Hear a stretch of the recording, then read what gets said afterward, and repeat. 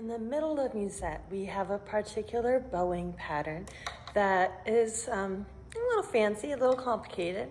It's in this part.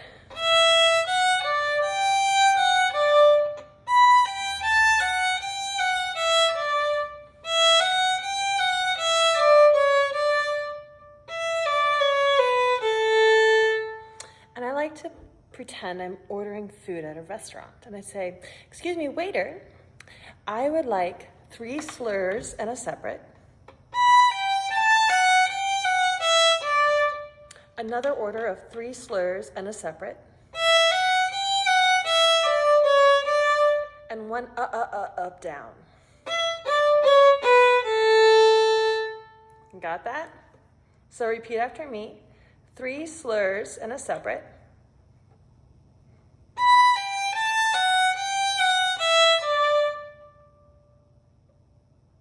Another order of 3 slurs and a separate.